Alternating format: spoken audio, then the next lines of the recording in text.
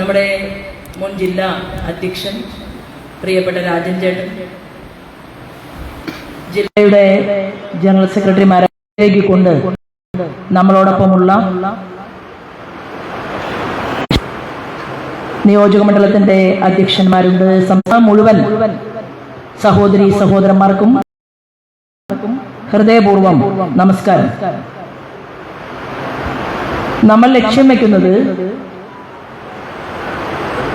വലിയ ത്യാഗങ്ങൾ ചെയ്തുകൊണ്ട് നമ്മൾ ഒരുമിച്ച് ഏറ്റവും അടിത്തട്ടിലേക്ക്, പാവപ്പെട്ടവരിലേക്ക്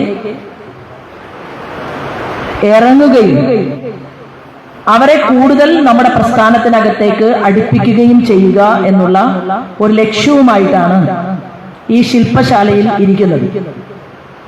എനിക്ക് സ്നേഹത്തോടുകൂടി നിങ്ങൾ തരേണ്ട ഒരു വാക്ക്, ഞാൻ ഒരുപക്ഷെ ഇന്ന് ഈ ആലപ്പുഴയുടെ കമ്മിറ്റിയിൽ കഴിഞ്ഞ തവണ പ്രവർത്തിച്ചതുപോലെ 8ഓളം സംസ്ഥാനങ്ങളുടെ ചുമതലക്കാരിയായിട്ട് വീണ്ടും എനിക്ക് പ്രവർത്തിക്കാൻ സാധിക്കുമോ എന്ന് നമ്മുടെ പാർട്ടിയുടെ അഖിലേന്ത്യാ തലത്തിലെ ഏറ്റവും വലിയ ആൾ വിളിച്ചു ചോദിക്കുകയും അതിനുത്തരം പറയാൻ ഭാഗ്യം സിദ്ധിക്കുകയും ചെയ്ത നിങ്ങളുടെ സഹോദരിയാണ്. കഴിഞ്ഞ തവണ എനിക്ക് സൗത്ത് ഇന്ത്യയുടെ മുഴുവൻ സംസ്ഥാനങ്ങളുടെയും ചുമതല ഈ മെമ്പർഷിപ്പ് പ്രവർത്തനത്തിന്റെ ഭാഗമായിട്ട് ഏൽപ്പിച്ചിരുന്നു. എന്നാൽ ആ ചുമതല ഏറ്റെടുത്തുകൊണ്ട് നമ്മൾ പ്രവർത്തിക്കാൻ പോയാൽ എനിക്ക് മനസ്സിൽ തോന്നിയത്, ഒരുപാട് സ്ഥലങ്ങളിൽ ആലപ്പുഴയിലെ സാധാരണക്കാരായിട്ടുള്ള സഖാക്കള്, നമ്മുടെ പാർട്ടിക്കാർ മാത്രമല്ല, കമ്മ്യൂണിസ്റ്റ് പാർട്ടിയുടെ പ്രവർത്തകന്മാർ വരെ ആഴ്ചയിൽ 4 ദിവസം സ്ഥാനാർത്ഥി ഇവിടെ ഉണ്ടോ, സ്ഥാനാർത്ഥി കേരളത്തിലുണ്ടോ, ഞങ്ങൾ ഭരിച്ചിരുന്ന പഞ്ചായത്താണ്, അതിപ്പോ BJP 1ാം സ്ഥാനത്ത് വന്നിരിക്കുകയാണ്, ഞങ്ങൾക്കൊക്കെ ഭയപ്പാടുണ്ട് എന്ന് പറഞ്ഞ ആളുകൾ വരെ ആ ഫോൺ വിളിയുടെ അപ്പുറത്തുണ്ട് എന്നുള്ളതാണ്. ഇപ്പൊ എനിക്ക് നിങ്ങളോട് പറയാനുള്ളത്, ഒരു വലിയ ചുമതലയിൽ ഇരുന്നു കൊണ്ട് വീണ്ടും ഇന്ത്യയിലെ വിവിധ സംസ്ഥാനത്ത് യാത്ര ചെയ്യാനുള്ള ഒരു ഓഫർ അഖിലേന്ത്യാ തലത്തിൽ നിന്ന് കിട്ടിയിട്ട് ഞാൻ ഇതുവരെ ഇവിടെ ഇരിക്കുന്ന ഒരാളോടും, സംസ്ഥാന ഘടകത്തിലെ ഒരാളോടും ഞാൻ പറഞ്ഞില്ല. പക്ഷേ ഞാൻ നിങ്ങളോടാണ് ആദ്യമായിട്ട് പറയുന്നത്. ഞാൻ പറഞ്ഞത്, എനിക്ക് അങ്ങനെ 8 സംസ്ഥാനങ്ങളിലേക്ക് ഇപ്പൊ യാത്ര ചെയ്യണം എന്ന ആഗ്രഹമില്ല. എനിക്ക് എന്റെ ആലപ്പുഴയിൽ ആളുകളെ മുഴുവൻ കണ്ടു തീർന്നിട്ടില്ല. നമ്മൾ ബൂത്ത് തലത്തിൽ എത്തിയിട്ടില്ല. അഭിനന്ദൻ സമ്മേളനം നമ്മൾ നടത്തി. അഭിനന്ദൻ സമ്മേളനം നടത്തിയപ്പോഴും ആ സമ്മേളനത്തിൽ പങ്കെടുക്കാൻ വന്ന നിയോജക മണ്ഡലത്തിലെ പ്രവർത്തകന്മാരോടൊപ്പം മുഴുവൻ ആളുകൾക്കും മുഖം തെളിയുന്ന രീതിയിൽ അവരോടൊപ്പം ചേർന്ന് നിന്നുകൊണ്ട് ഒരു ഫോട്ടോ പോലും എടുക്കാൻ സാധിച്ചോ? ഇവിടെ ഇരിക്കുന്ന എല്ലാ ആളുകളും ദൃക്സാക്ഷികളാണ്. അപ്പൊ എന്താ അതിനർത്ഥം? അതിനർത്ഥം ഞാനെന്ന് പറയുന്ന ഒരു വ്യക്തിയല്ല, ഈ രാജ്യത്തിന്റെ ഭരണകൂടത്തിന് നേതൃത്വം നൽകുന്ന ആരാധനായിട്ടുള്ള നരേന്ദ്രമോദിയുടെ പാർട്ടിയെ ആലപ്പുഴയിലെ മുഴുവൻ മനുഷ്യരും, ബഹുഭൂരിപക്ഷം വരുന്ന മനുഷ്യരും ഹൃദയത്തിൽ സൂക്ഷിച്ചിട്ടുണ്ട് എന്നുള്ളത് കൊണ്ടാണ് നമ്മൾ എല്ലാവരും ഒരുമിച്ച് പ്രവർത്തിച്ച് മുന്നോട്ട് പോയപ്പോ അതിന്റെ റിസൾട്ട് നമുക്ക് ആലപ്പുഴ പാർലമെന്റ് മണ്ഡലത്തിൽ കാണാനും അത് നേടിയെടുക്കാനും നമുക്ക് സാധിച്ചത്. ഇന്ന് ഡൽഹിയിൽ അപ്പർ കുട്ടനാടിന്റെ വിഷയവുമായി ബന്ധപ്പെട്ടുകൊണ്ട് ആദരണീയനായിട്ടുള്ള കേന്ദ്ര മിനിസ്റ്റർ ശിവരാജ് സിംഗ് ചൗഹാൻജിയുമായിട്ട് അദ്ദേഹം അധികാരത്തിൽ വന്നതിന് ശേഷം 3ാമത്തെ തവണയാണ് എനിക്ക് അദ്ദേഹവുമായിട്ട് ഫോണിൽ വിളിക്കാൻ അവസരം കിട്ടുന്നത്. അപ്പൊ അദ്ദേഹം പറഞ്ഞത്, ഇവിടെ നിന്ന് ഈ അപ്പർ കുട്ടനാടിന്റെ വിഷയവുമായി ബന്ധപ്പെട്ടുകൊണ്ട് കർഷകരെ, ആലപ്പുഴയിലെ കർഷകരെ അദ്ദേഹം പോലും ഹൃദയത്തിൽ വെച്ചിട്ടുണ്ട് എന്നുള്ള ഒരു സൂചന നമുക്ക് നൽകുകയും, ഇവിടെ ശ്രീ ഗോപൻ ചെന്നിത്തല അവറുകൾ എത്തിയിട്ടുണ്ടാകും എന്ന് ഞാൻ വിചാരിക്കുകയാണ്. അദ്ദേഹം എന്നെ ഏൽപ്പിച്ചിട്ടുള്ള ഒരു പേപ്പർ, അതായത് അപ്പർ കുട്ടനാടിന്റെ വിഷയങ്ങൾ എണ്ണി നിരത്തിക്കൊണ്ട് അദ്ദേഹം ഏൽപ്പിച്ചിട്ടുള്ള ഒരു പത്രം, ആ പത്രത്തിന്റെ കോപ്പി മലയാളത്തിലുള്ളത്, അത് ഹിന്ദിയിലേക്ക് ട്രാൻസ്ലേഷൻ നടത്തി അത് നമ്മുടെ ക്യാബിനറ്റ് മിനിസ്റ്റർ പരിശോധിക്കുകയും, ചെറിയ ആളല്ല അദ്ദേഹം, ഒരു സംസ്ഥാനത്തിന്റെ മുഖ്യമന്ത്രിയായിട്ട് 4 തവണയിലധികം ഇരുന്ന് കഴിവും പ്രാപ്തിയും തെളിയിച്ച് അവിടുത്തെ മുഴുവൻ മനുഷ്യരും മാമാജി എന്ന് വിളിക്കുന്ന സ്വന്തം അച്ഛനെ പോലെ അല്ലെങ്കിൽ അപ്പൂപ്പനെ പോലെ അമ്മാവനെ പോലെ അവിടുത്തെ ആളുകൾ കാണുന്ന ഒരു മനുഷ്യനാണ് ശ്രീമാൻ ശിവരാജ് സിംഗ് ചൗഹാൻജി. അദ്ദേഹവുമായിട്ട് മെമ്പർഷിപ്പ് പ്രവർത്തനത്തിൽ എനിക്ക് കഴിഞ്ഞ 6 മാസത്തിലധികം കഴിഞ്ഞ തവണ പ്രവർത്തിക്കാൻ സാധിച്ചതാണ്. ഞാൻ അദ്ദേഹത്തോട് പറഞ്ഞത്, കേരളത്തിലെ കർഷകർക്ക് കൈത്താങ്ങാകാൻ ഇവിടുത്തെ ഭരണകൂടത്തിന് സാധിക്കുന്നില്ല. കേരളത്തിലെ കർഷകർ മുണ്ട് മുറുക്കിയെടുത്തുകൊണ്ട് അവർ പാടശേഖരങ്ങളിൽ പണിയെടുക്കുകയും അവരുടെ ഉൽപ്പന്നം കൊടുക്കുകയും ആ ഉൽപ്പന്നത്തിന് വില നേരിട്ട് പോലും കൊടുക്കാൻ സാധിക്കാത്തവരുടെ ഒരു നാടായിട്ട് കേരളം മാറിയിരിക്കുകയാണ്. അങ്ങനെയുള്ള ഒരു കേരളത്തെ കൂടുതൽ ഞങ്ങളെ കൺസിഡർ ചെയ്യണം എന്ന് പറഞ്ഞ സമയത്ത് അദ്ദേഹം തീർച്ചയായിട്ടും പാലക്കാടിലും അതുപോലെ തന്നെ ആലപ്പുഴയിലും ഈ കർഷകരുടെ നെല്ലറയായിട്ടുള്ള പ്രദേശങ്ങളിൽ തീർച്ചയായിട്ടും വരും എന്ന് പറഞ്ഞ ഒരു സന്തോഷം കൂടി ഞാൻ പങ്കുവയ്ക്കുകയും അപ്പർ കുട്ടനാടിന്റെ വിഷയത്തില് ശ്രീമാൻ ഗോപൻ ചെന്നിത്തലയുടെ നേതൃത്വത്തിൽ പാർട്ടിയുടെ ജില്ലാ ഘടകത്തിന്റെ കൃത്യമായിട്ടുള്ള ഇടപെടലോട് കൂടിയിട്ട് നമുക്ക് ഈ വിഷയത്തെ ഇനിയും മുഖ്യധാരയിലേക്ക് കൊണ്ടുവരേണ്ടതുണ്ട്. കർഷകർക്ക് കൈത്താങ്ങായിക്കൊണ്ട് തന്നെ ഭാരതീയ ജനതാ പാർട്ടിക്ക് നിലകൊള്ളേണ്ടതുണ്ട് എന്നുള്ളതാണ്. ഇവിടെ എല്ലാ ആലപ്പുഴ ജില്ലയുടെ മുഴുവൻ പ്രദേശങ്ങളിൽ നിന്നും വന്നിട്ടുള്ള പാർട്ടിയുടെ സഹപ്രവർത്തകന്മാർ ഇവിടെ ഇരിക്കുന്നുണ്ട്. നമ്മൾ എടുക്കുന്ന ഒരു തീരുമാനം എന്ന് പറയുന്നത് എങ്ങനെ BJPയെ എതിർക്കണം എന്നതിനെ കുറിച്ച് ആലപ്പുഴ ചർച്ച ചെയ്യുന്നു. പല ജില്ലകളിലും ചർച്ച നടക്കുന്നു, എന്നാൽ ആലപ്പുഴയിൽ ചർച്ച നടക്കുന്നു.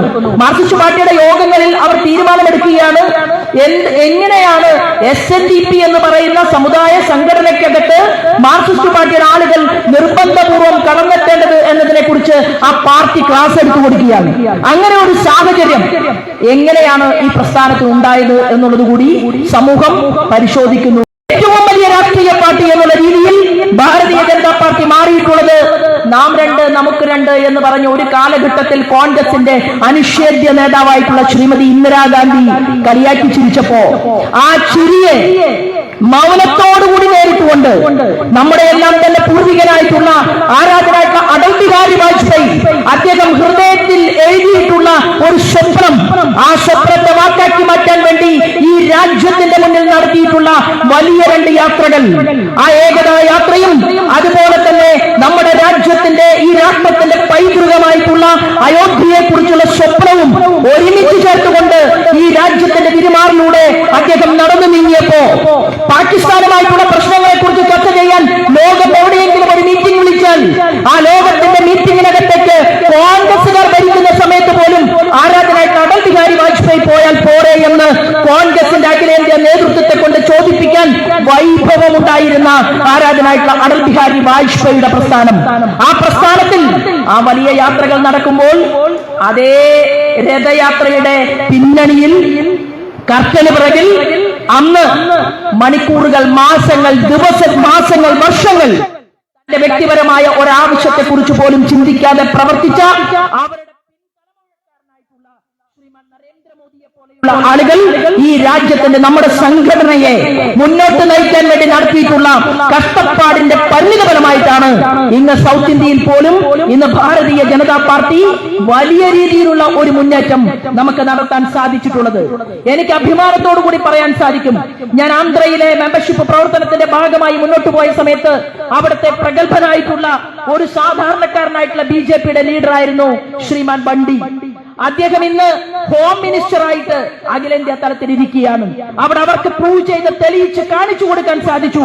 അദ്ദേഹത്തിന്റെ നേതൃത്വത്തിൽ അദ്ദേഹം പ്രസിഡന്റ് ആയിരുന്നുകൊണ്ട് ആ സംസ്ഥാനത്തിന്റെ മുന്നേറ്റത്തെ അദ്ദേഹത്തിന് കാണിച്ചു കൊടുക്കാൻ സാധിച്ചതുപോലെ തന്നെ അധികാരത്തിലേക്ക് കടന്നു വരാനുള്ള വഴികൾ അത് മനുഷ്യരെ സംരക്ഷിക്കലാണ് എന്ന് ബോധ്യപ്പെടുത്തി കൊടുത്തപ്പോ അദ്ദേഹം സംസ്ഥാന പ്രസിഡന്റിന്റെ പദവിയിൽ നിന്ന് നേരെ പോയത് കേന്ദ്രമന്ത്രി പദവിയിലേക്കാണെങ്കിൽ അഖിലേന്ത്യാ തലത്തിലിരിക്കുന്ന വലിയ വലിയ നേതാക്കന്മാർ അവർ നമ്മെ ഏൽപ്പിച്ചിട്ടുള്ള ദൗത്യം എന്ന് പറയുന്നത് സമൂഹത്തെ സംരക്ഷിക്കുക, നമ്മുടെ കൂടെ വരുന്നവരെ സ്നേഹിക്കുക, അവരെ ചേർത്ത് നിർത്തുക, നമ്മുടെ സംഘടനയെ വിപുലപ്പെടുത്തുക.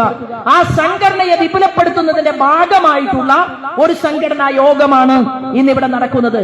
കൂടുതൽ പ്രസംഗത്തിന്റെ ആവശ്യമില്ല. നമ്മൾ 3 ലക്ഷത്തിലധികം വരുന്ന ആളുകൾ നമുക്ക് ആലപ്പുഴ പാർലമെന്റിൽ മാത്രം വോട്ട് നൽകിയിട്ടുണ്ട്.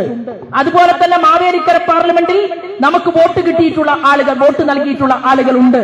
അപ്പോ അവരെല്ലാവരെയും ഭാരതീയ ജനതാ പാർട്ടിയുടെ നമ്മുടെ പ്രസ്ഥാനത്തിന്റെ മെമ്പർഷിപ്പ് എടുപ്പിക്കാൻ സാധിക്കുന്ന ഒരവസരമാണ് നമ്മുടെ മുന്നിൽ എത്തിയിട്ടുള്ള ഈ മെമ്പർഷിപ്പിന്റെ പ്രവർത്തനം എന്ന് പറയുന്നത്.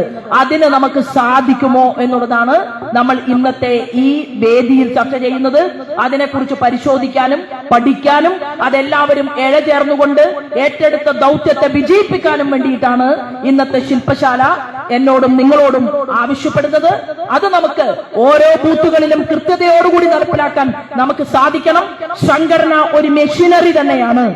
ആ സംഘടനയുടെ മെഷീനറിയിൽ പ്രവർത്തിക്കുന്ന ഞാനും നിങ്ങളും ഉൾപ്പെടെയുള്ളവർ നമ്മൾ സംഘടനയെ ബൂത്ത് തലത്തിൽ, പഞ്ചായത്ത് തലത്തിൽ, മണ്ഡലം തലത്തിൽ, ജില്ലാ തലത്തിൽ നമ്മൾ പ്രൗഢമാക്കി മുന്നോട്ട് കൊണ്ടുപോകുന്നതോടൊപ്പം വലിയ ഒരു സമരത്തിന്റെ കാഹളധ്വനി മുഴക്കുന്ന ഒരു പ്രദേശമായിട്ട് ഈ ആലപ്പുഴയെ എങ്ങനെ മാറ്റണം എന്ന് ചില കള്ളന്മാർ പരിശോധന നടത്തിക്കൊണ്ടിരിക്കുന്നത് കൂടി നിങ്ങൾ നിങ്ങളുടെ മനസ്സിനകത്ത് വെക്കണം എന്നുള്ളതാണ്.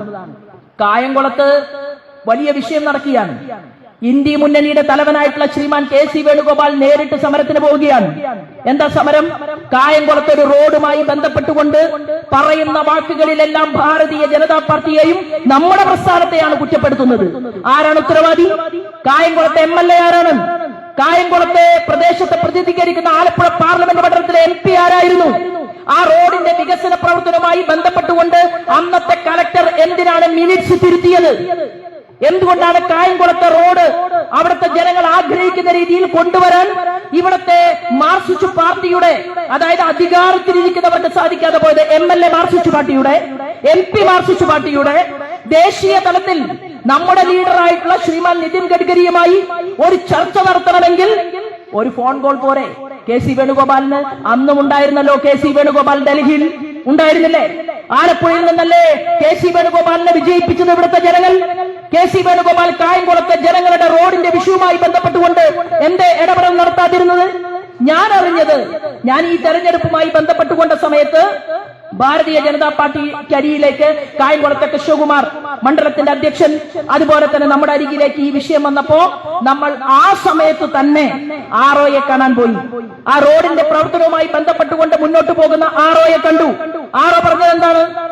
RO പറഞ്ഞത് ഈ റോഡിന്റെ വികസന പ്രവർത്തനവുമായിട്ട് ടെൻഡർ വിളിക്കുന്ന വേളയിലോ റോഡിന്റെ നിർമ്മാണത്തിന്റെ ചർച്ചകൾ നടക്കുന്ന വേളയിലോ ഇത്തരത്തിലുള്ള ഒരാവശ്യം ഒരാളും ഉന്നയിച്ചിട്ടില്ല എന്നുള്ളതാണ്. എന്നിട്ടും നമ്മൾ അദ്ദേഹത്തോട് അപേക്ഷിച്ചു. നിതിൻ ഗഡ്കരിജിയുമായിട്ട് 2 തവണ കണ്ടു. അദ്ദേഹത്തിന് ആവശ്യമായിട്ടുള്ള കാര്യങ്ങൾ അദ്ദേഹത്തെ ബോധ്യപ്പെടുത്തി. എന്നാൽ അദ്ദേഹം ചോദിച്ച ചോദ്യത്തിന് മറുപടി പറയാൻ തലകുനിച്ചിരിക്കേണ്ട സാഹചര്യമാണ് ഉണ്ടായത്. കാരണം ഇവിടുത്തെ MP-യോ അല്ലെങ്കിൽ ഇവിടുത്തെ മുഖ്യമന്ത്രിയോ ഒരാൾ പോലും ഈ ആലപ്പുഴ ജില്ലയുടെ കായംകുളത്തെ റോഡിന്റെ വിഷയത്തിൽ എന്നെ ബന്ധപ്പെട്ടിട്ടില്ല എന്ന് അടിവരയിട്ടുകൊണ്ടാണ് നമ്മുടെ ആരാധനായിട്ടുള്ള ശ്രീമാൻ കെ.സി. വേണുഗോപാലിനോടും അതുപോലെ തന്നെ മാർക്സിസ്റ്റ് പാർട്ടിയുടെ നേതൃത്വത്തോടും ഞങ്ങൾക്ക് പറയാനുള്ളത്, ഞങ്ങൾക്ക് കായംകുളത്തെ റോഡിന്റെ വിഷയം രാഷ്ട്രീയമല്ല. ഞങ്ങൾക്കത് മനുഷ്യരുടെ ആവശ്യമാണ്. ആ മനുഷ്യരുടെ ആവശ്യത്തിന്റെ മുന്നിൽ നിന്നുകൊണ്ട് ഞങ്ങളുടെ സഹപ്രഭാരി കഴിഞ്ഞ ദിവസം കേരളം സന്ദർശിച്ചു. അവരുടെ പേര് അപരാജിത സാരംഗി എന്നാണ്.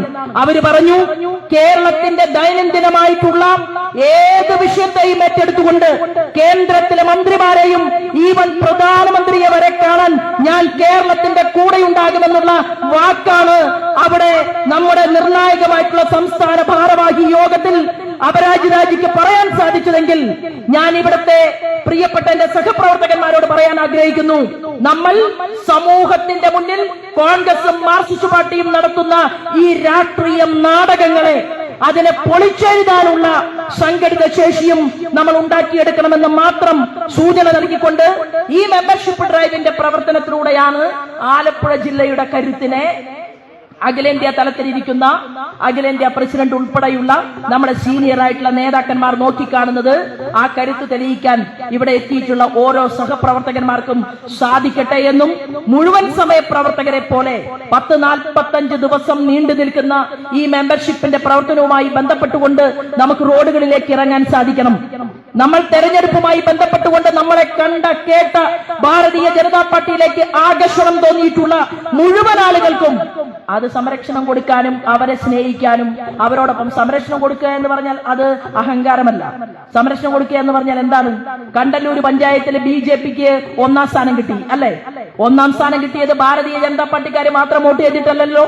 അതിന് തൊട്ടു മുമ്പ് കൈപ്പത്തിയിലും അരുവാൾ ചുറ്റികയിലും ഒക്കെ വോട്ട് ചെയ്ത ആളുകൾ നമുക്ക് കൂട്ടമായി വന്ന് വോട്ട് ചെയ്തത് കൊണ്ടാണ് കണ്ടല്ലൂരിൽ ഒന്നാം സ്ഥാനത്ത് വന്നത്. അതിന്റെ പേരിൽ കണ്ടല്ലൂരില് കോൺഗ്രസും മാർക്സിസ്റ്റ് പാർട്ടിയും ചേരിതിരിഞ്ഞ് യോഗം വിളിച്ചുകൊണ്ട് ആരാണ് BJPയിലേക്ക് വോട്ടുകൾ കൊടുത്തത് എന്ന് ചർച്ച ചെയ്യുന്നുവെങ്കിൽ ആ കണ്ടല്ലൂരിലെ ജനങ്ങളുടെ കൂടെ നിൽക്കാനുള്ള ബാധ്യത എനിക്കും നിങ്ങൾക്കുമുണ്ട് എന്നുള്ളതാണ്. അത് ജില്ലാ ഘടകവും അതുപോലെ തന്നെ ഇവിടെ ഇരിക്കുന്ന മണ്ഡലത്തിന്റെയും പഞ്ചായത്തിന്റെയും നേതാക്കന്മാർക്ക് ഏറ്റെടുക്കാൻ സാധിക്കും എന്നുള്ളതാണ്. ഒരു ഉദാഹരണം ഞാൻ സൂചിപ്പിച്ചു എന്ന് മാത്രമേ ഉള്ളൂ.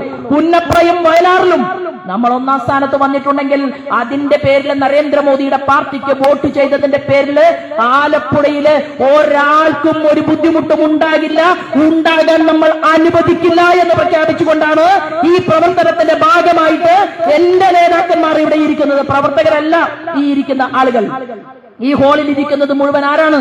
നേതാക്കന്മാരാണ്, നേതൃനിരയിൽ പ്രവർത്തിക്കുന്ന ആളുകളാണ്. അങ്ങനെ നേതൃനിരയിൽ പ്രവർത്തിക്കുന്ന നിങ്ങളുടെ ഇച്ഛാശക്തിക്ക് മുന്നിൽ, നിങ്ങളുടെ പ്രവർത്തിക്ക് മുന്നിൽ, നിങ്ങളുടെ മുന്നോട്ടുള്ള പോക്കിന് മുന്നിൽ നമ്മുടെ കേരളത്തിലെ ഏറ്റവും കൂടുതൽ മെമ്പർഷിപ്പ് ചേർത്തിട്ടുള്ള ഒരു ജില്ലയിലെ കരുത്തരായിട്ടുള്ള നേതാക്കന്മാരായി എന്റെ സഹപ്രവർത്തകന്മാർക്ക് മാറാൻ സാധിക്കണമെന്നും വ്യക്തിപരമായി ഏറ്റവും കൂടുതൽ മെമ്പർഷിപ്പ് ചേർക്കാൻ നിങ്ങൾക്ക് ഓരോരുത്തർക്കും പ്രത്യേകം നിങ്ങളുടെ ബൂത്തുകളിൽ സാധിക്കട്ടെ എന്നും അതിന് ജഗദീശ്വരന്റെ അനുഗ്രഹം ഉണ്ടാകട്ടെ എന്നും പ്രാർത്ഥിച്ചുകൊണ്ട് ഇന്നത്തെ ഈ യോഗം ഔപചാരികമായി ഉദ്ഘാടനം ചെയ്തതായിട്ട് പ്രഖ്യാപിച്ചുകൊണ്ട് മറ്റു സംഘടനാപരമായിട്ടുള്ള ശില്പശാലയുമായി ബന്ധപ്പെട്ട വിഷയങ്ങളെ കുറിച്ച് ആരാധനായിട്ടുള്ള കോവൈ സുരേഷ് ഇവിടെ പറയും എന്നുള്ളത് കൊണ്ട് ഞാൻ ആ വിഷയത്തിലേക്ക് കടക്കുന്നില്ല. എല്ലാവർക്കും നന്ദി, നമസ്കാരം. വന്ദേ മാതരം.